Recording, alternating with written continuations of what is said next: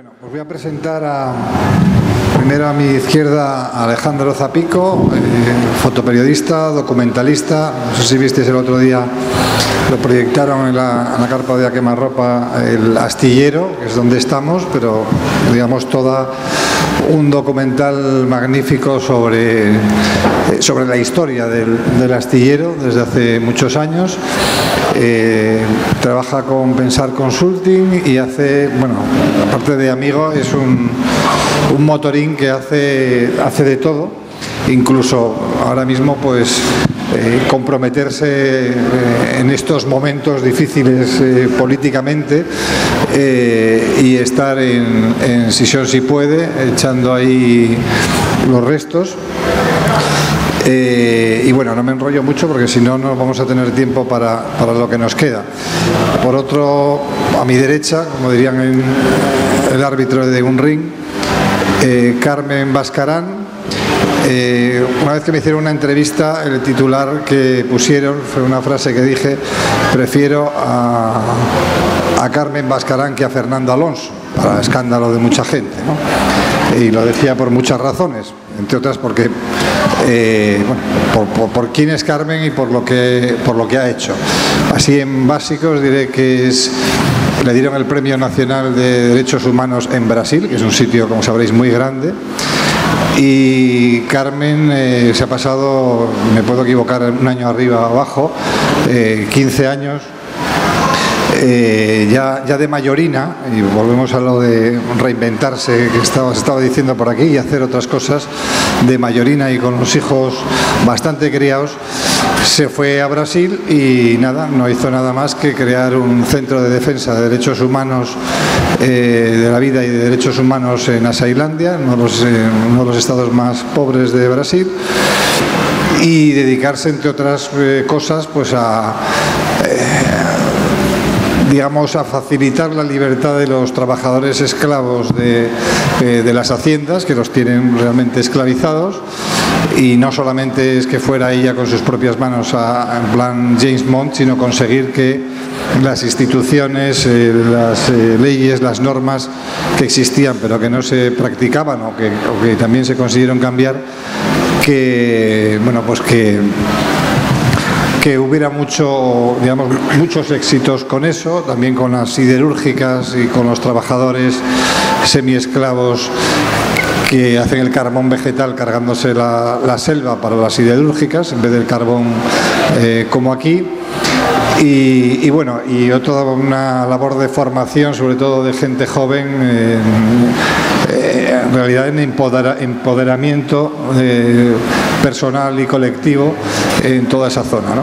Ahora lleva ya un par de años o 3 ya en Asturias, y curiosamente, en vez de darle alguna medalla de esas que le dan a algunos, pues no la conoce mucha gente, ¿no? Cosa que me parece realmente fascinante, y que además, como veréis ahora que le voy a pasar la palabra, tiene bastante palabra. Doña Carmen. Pues después de escuchar a Javier casi me quedo sin palabras. Voy a hablar solo porque me comprometí a ello, pero todo lo que dijo Javier para mí fue como revivir aquellos 15 años. Aquellos 15 años en Brasil, que encontré a gente que después, que no era nadie, no la consideraban nadie, venían escapando de una fazenda, venían destruidos como seres humanos, porque se les facilita la droga, se les facilita la cachaza. Chavales de 22 años, 23, que podrían parecer gente destruida, absolutamente destruida. Llegar al centro de defensa, que la casina, que los recibía, que no les preguntaba nada. ¿Qué os pasa? No, ¿cómo nos escapando? Los acogíamos, algunos venían heridos, otros venían con malaria, otros venían marcados el cuerpo como si fueran vacas porque habían pedido el salario y el hijo del facendero los había marcado. Y lo primero que hacíamos era, bueno, pues, ala, vete a ducharte. venga, y comenzábamos a convivir con ellos. A convivir con ellos, muchas veces no teníamos comida y salíamos a pedirla por allí a otros amigos, tal, y quedaban viviendo con nosotros en el centro de defensa. Vivir con nosotros era vivir con nosotros, era dormir en el mismo sitio que dormíamos nosotros, comer lo mismo que comíamos nosotros, hacer la comida cuando les tocaba hacer la comida, uno más, mientras les arreglábamos los papeles.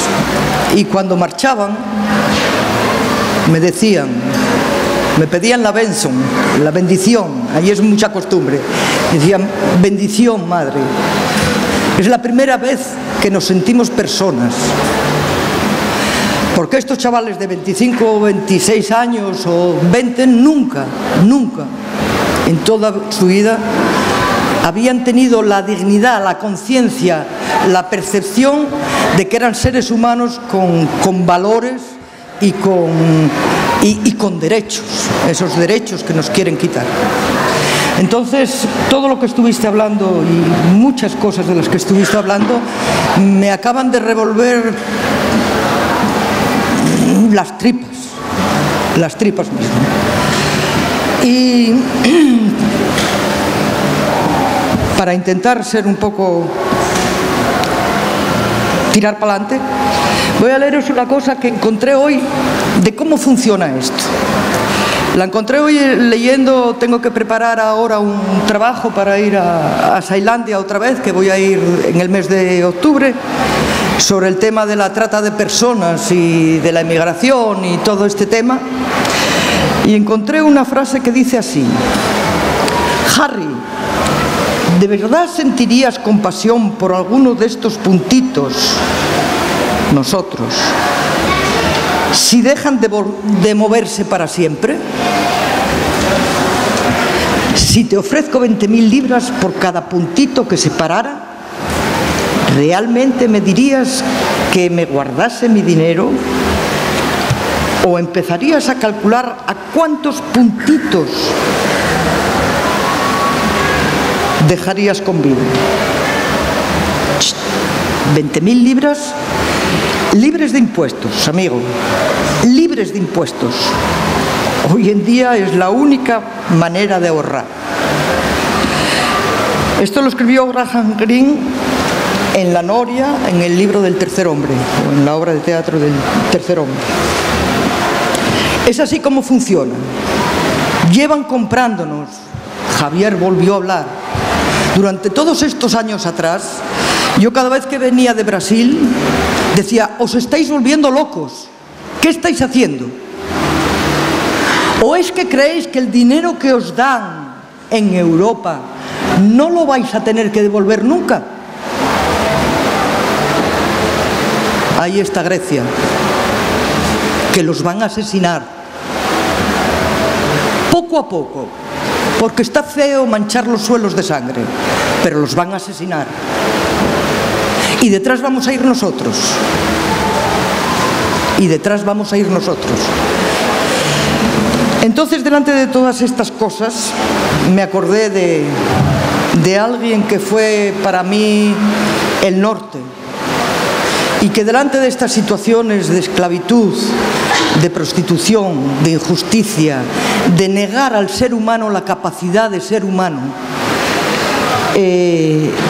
me acordé de una poesía de Casaldáliga, que voy a leer. Porque esta tierra es nuestra. La libertad, humanos, esta tierra es nuestra, la de nuestros hermanos. La tierra de los seres humanos que caminan por ella a pie desnudo y pobre, que en ella nacen, de ella, para crecer con ella, como troncos de espíritu y de carne.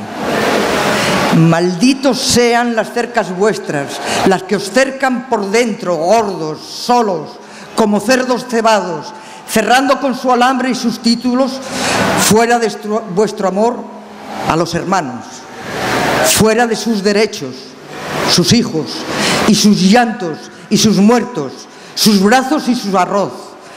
Malditas sean todas las cercas, malditas todas las propiedades privadas que nos privan de vivir y de amar. Malditas sean todas las leyes, amalladas por unas pocas manos para amparar cercas y bueyes y hacer de la tierra esclava y esclavos a los humanos. Por eso no queda otro remedio. No queda otro remedio que posicionarse y defender el derecho a la libertad antes que tengamos que recordar y hacer nuestras las palabras de un autor alemán que se llamaba Martin Niemöller, que era un pastor alemán, que primero apoyó a Hitler y después veréis lo que le pasó. Estas palabras luego las popularizó mucho Bertolt Brecht, pero dice: cuando los nazis vinieron a llevarse a los comunistas, guardé silencio, porque yo no era comunista. Cuando encarcelaron a los socialdemócratas, guardé silencio, porque yo no era socialdemócrata. Cuando vinieron a buscar a los sindicalistas, no protesté, porque yo no era sindicalista. Cuando vinieron a llevarse a los judíos, no protesté, porque yo no era judío. Cuando vinieron a buscarme a mí, y eso puede pasarnos a todos nosotros, no había nadie más que pudiera protestar. Y es por eso por lo que hoy estoy aquí, porque no quiero que me pase a mí, ni a mi hija, ni a mis nietos lo mismo, porque todavía no soy desahuciada, pero puedo serlo, porque todavía no soy emigrante, masacrada, pero puedo serlo, porque todavía no soy traficada, pero puedo serlo, o mis hijos, o mis nietos, porque ya recortaron la sanidad y lo siguen haciendo, porque ya recortaron la educación y lo siguen haciendo, porque los corruptos nos robaron los recursos producidos con nuestro trabajo, porque nos someten a oscuros y criminales poderes financieros, porque quieren tapar la boca de los mensajeros, porque los quieren matar. Por eso hoy estoy aquí. Y yo creo que antes Javier decía que nos tienen miedo, y es verdad. Esto que lo que hoy estamos asistiendo, desde el Fondo Monetario Internacional hasta la señora Merkel, hasta todo lo que está pasando, es porque nos tienen miedo. Porque nos tienen miedo, porque organizados nosotros conseguimos lo que queremos. Y eso es lo que yo quiero transmitir, desde la experiencia de Asailandia, desde todo lo que contó ahora Javier y desde la lucha de mucha gente que hoy está en pie luchando por sus derechos.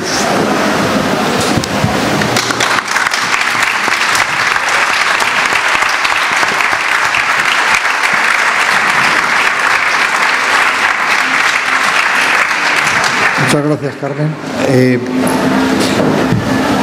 Pues ahora tiene la palabra Alejandro Zapico.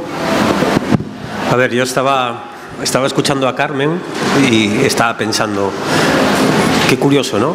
Porque un fotoperiodista o un periodista cogerá un avión, viajará a Brasil, vamos a poner una favela, por ejemplo, ¿no?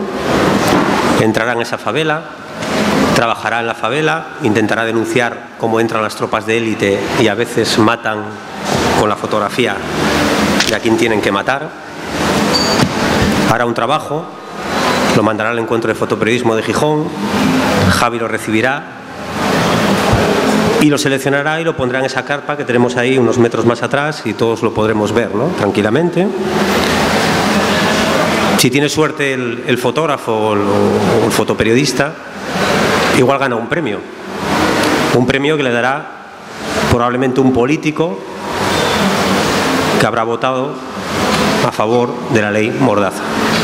Es decir, probablemente ese mismo fotógrafo, si quiere irse a un desahucio y haga un trabajo fotográfico, no se lo podrá mandar a Javier, ni Javier lo va a poder poner ahí, porque estará penalizado y no va a poder mostrar ese trabajo, ¿no?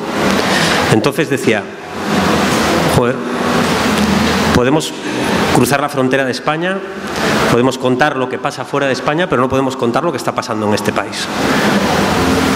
Tenemos suerte, esta foto que está aquí atrás es muy antigua, por lo cual tiene mucho grano, porque la ha ampliado mucho Javier, y como no se identifican a los policías, pues no pasa nada. Ahora, eso sí, si Javi pone aquí una fotografía de unos policías en Brasil, en la favela, pegándole a unos chavales, pues probablemente tengamos algún político aquí del Partido Popular encantado porque estamos haciendo el encuentro de fotoperiodismo y estamos denunciando pues la vulneración de los derechos humanos, ¿no? Entonces, yo os voy a ser muy sinceros. Yo pediría a la gente que tuviera una cámara en la mano, ¿vale? Y que no tengamos miedo, que salgamos a la calle y que hagamos fotos a los policías.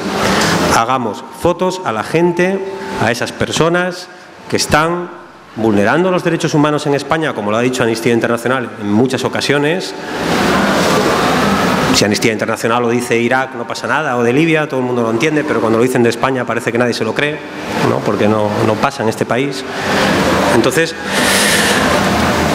yo creo que la única opción que tenemos de acabar con esta ley es directamente ir contra ella, y para eso necesitamos que todos y todas nosotros la ataquemos, ¿no? Frontalmente, y para eso los periodistas tienen que ser valientes, y los periodistas y los fotógrafos tienen que incumplir esta ley todos los días, y es la única manera de pararlo, y los ciudadanos también, porque si no vamos a poder contar lo que está pasando y no vamos a poder disfrutar, no vamos a poder ver cuando Javi trae el encuentro de fotoperiodismo las magníficas fotos de un montón de gente. Alecos creo que va a venir, no sé si va a venir, pero de los desahucios, y ver cómo la policía maltrata, empuja o golpea a la gente, y la única manera de que eso lo podamos ver es cargándonos esta ley. Entonces, a mí me gustaría entrar un poco en fondo con el tema de la ley Mordaza, que yo creo que es importante, ¿no?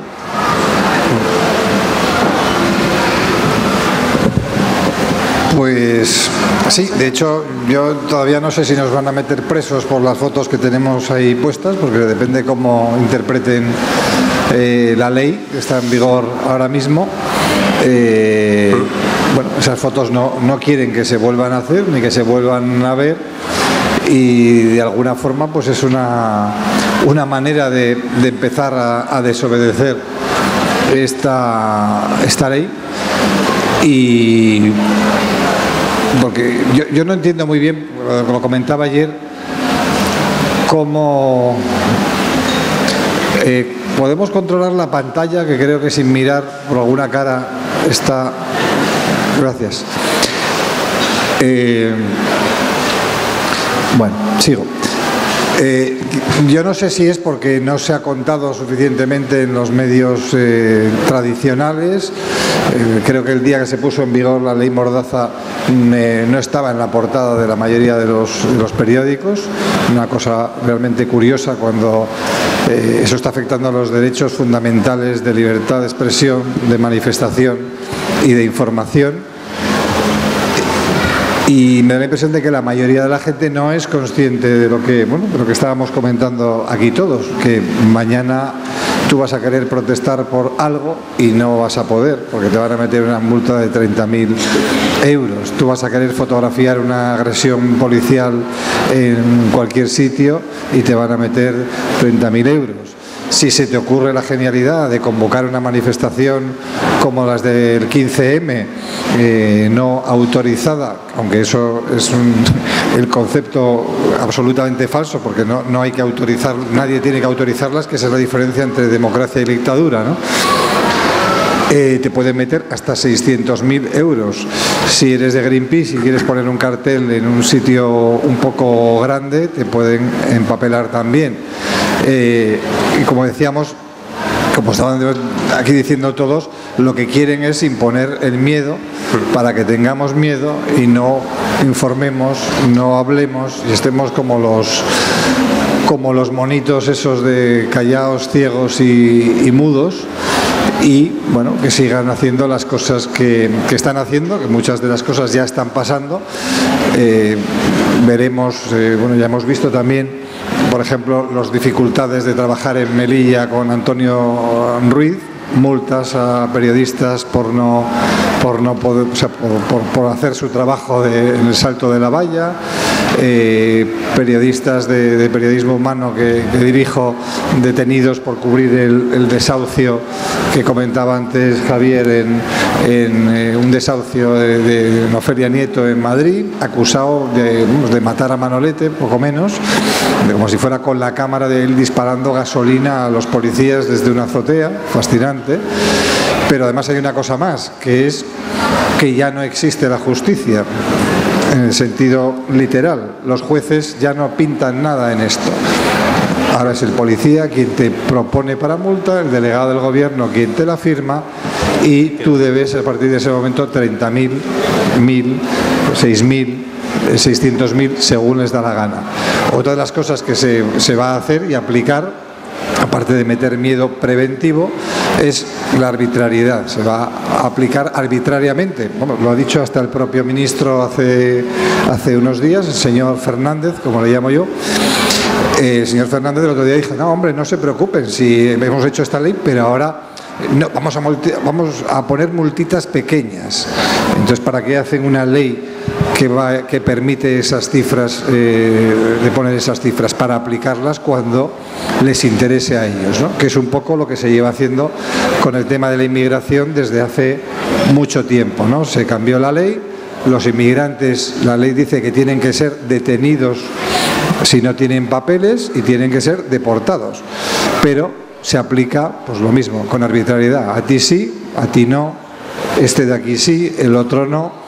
Cuando necesitan llenar los maravillosos vuelos de deportación que tenemos en España, contratados por decenas de millones de euros con compañías como Air Europa o ya no me acuerdo cuál es la otra ahora mismo, para llenar esos aviones, pues hace poquito aquí van directamente a la casa donde saben que hay inmigrantes que no tienen papeles y los detienen. Y recientemente en Periodismo Humano sacamos una historia que un policía lo reconoce en el atestado policial y dice: no, es que fuimos a su casa a buscarle porque iba para ser deportado al día siguiente, que hay un vuelo de deportación, y que además no tenga ni tiempo suficiente para tener una defensa efectiva de sus derechos. Todo esto está pasando aquí antes de la ley Mordaza. Imaginaros ya con la ley Mordaza, ¿no?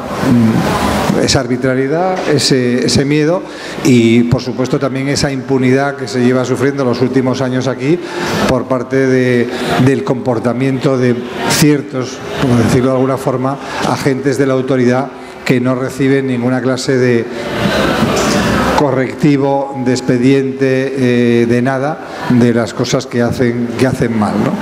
Entonces, bueno, pues por ahí estamos ahora mismo y nos queda agachar la cabeza, no hablar,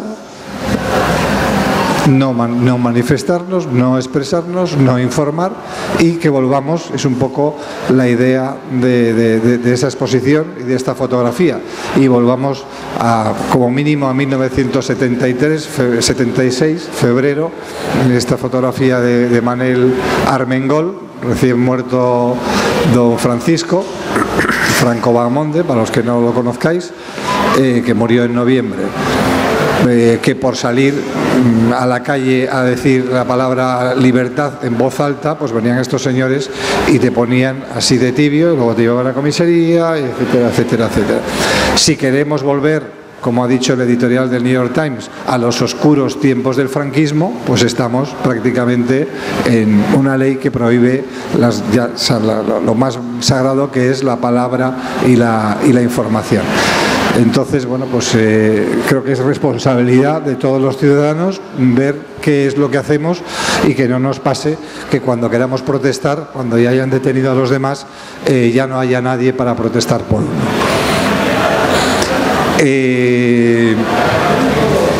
Yo no me enrollo más porque si no, fatal. ¿Alguno queréis decir? Es que la cosa es muy grave porque, a ver, imágenes va a haber, ¿vale? Siempre habrá un periodista, un ciudadano, alguien que va a tomar la imagen, que se la va a jugar, que va a intentar contar lo que está sucediendo en la calle o lo que está sucediendo en este caso hablamos siempre de desahucios porque es un poco donde más parece que está pasando este tipo de actuaciones, ¿no? El problema es que no va a haber tampoco ni medios que la saquen, es decir, llegarán las fotografías a la redacción, pero nadie se va a atrever. Bueno, Periodismo Humano tiene la página inundada de imágenes que probablemente os detendrán en breve, pero pocos medios de comunicación se van a atrever a sacar esas imágenes. Entonces están cerrando todo tan bien, que aunque nosotros rompamos el cerco y consigamos esas imágenes, nadie de nosotros las va a ver. Por eso yo decía al principio lo de la exposición, ¿no? Porque no van a llegar a la gente, no nos vamos a enterar. Y eso es el grave problema, ¿no? que vamos a tener con lo que está pasando. Yo creo que tenemos que ser creativos, ¿no? Pues la exposición es una manera.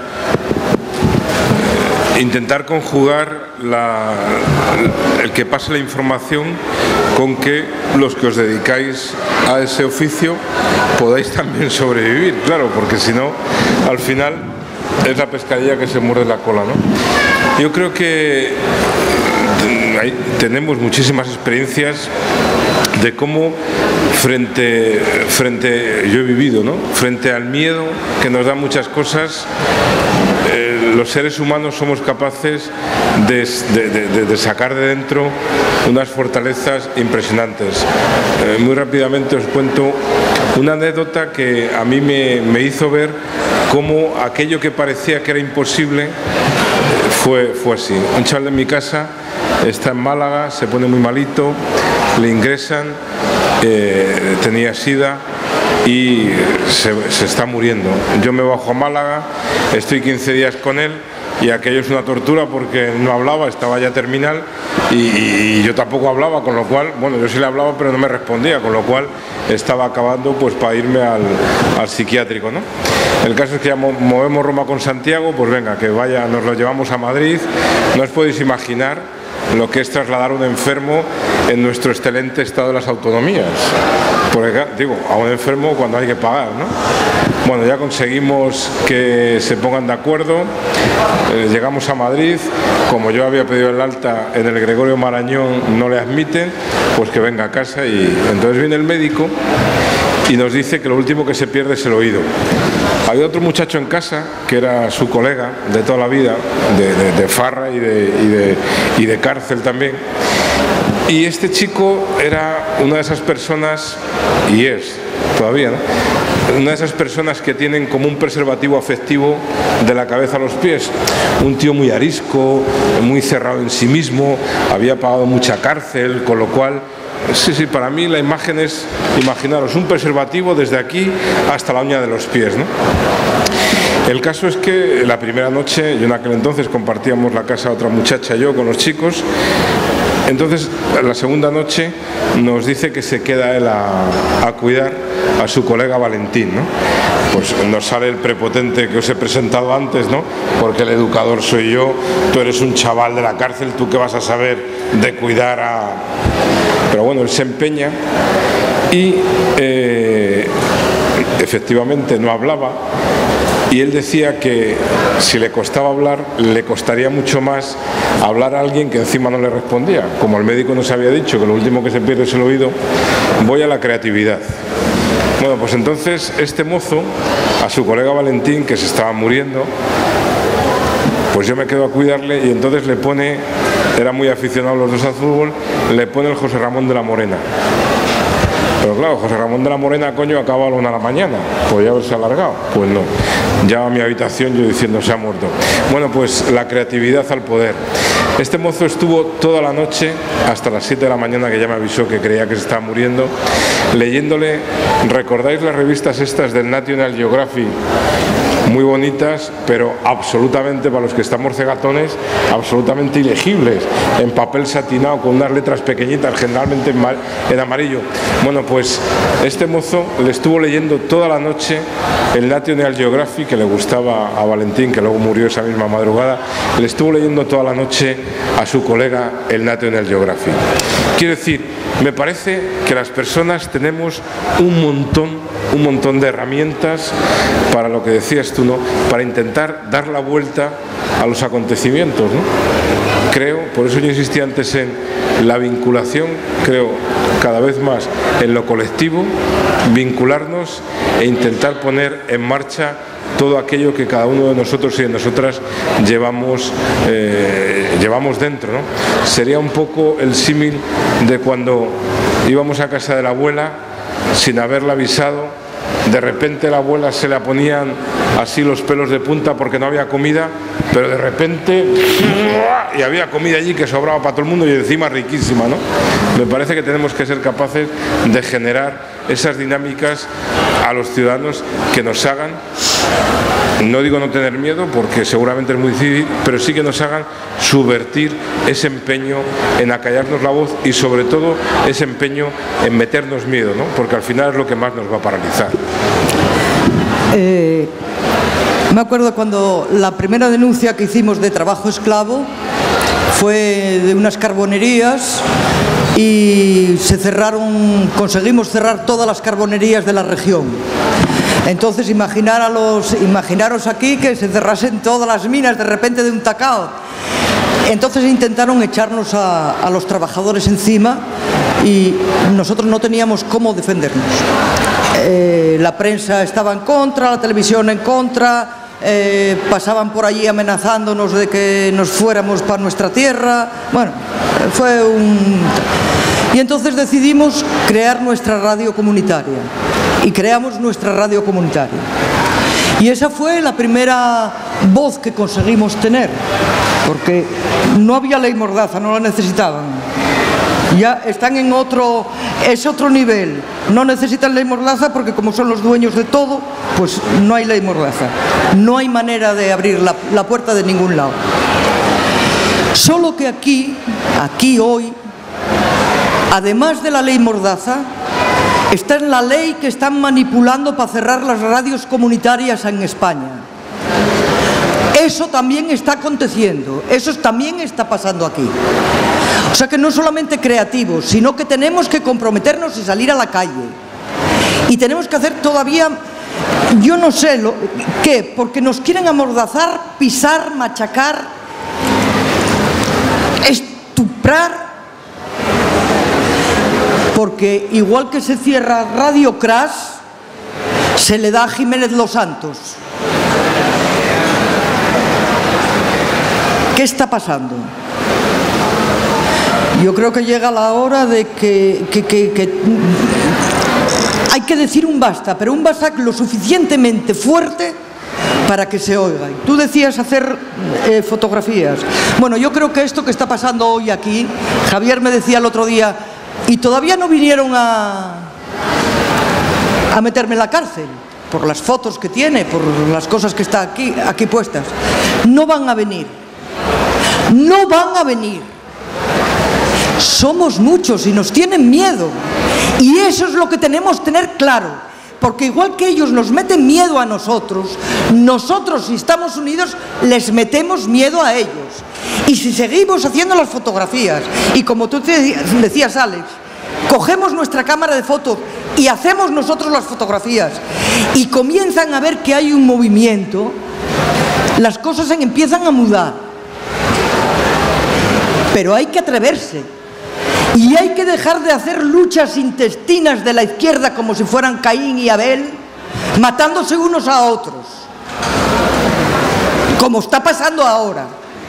Llega, porque la gente que está con Javier, la gente que se está jugando la vida haciendo las fotos para que nosotros sepamos lo que pasa, merecen algo más que luchas por puestos políticos.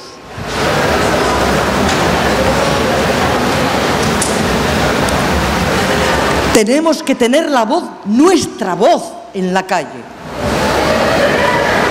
Creo que es el momento. Creo que es el momento de decir basta, basta, basta. A los políticos corruptos, a los políticos que pelean por un puesto, a los sindicalistas que no hacen lo que tienen que hacer y están permitiendo que la sanidad pública esté siendo privatizada también aquí en Asturias. Y está siéndolo. Están creando las condiciones ahora mismo para que eso sea así. Y la respuesta es nuestra, con creatividad, con riesgo, y sin miedo, porque ellos también nos tienen miedo a nosotros. Pero tenemos que ser un poco inteligentes, un poco listos y saber dejar la paja a un lado y saber, tú también lo decías, cuál es nuestro objetivo. Es el momento. Si no, vamos a quedarnos solos.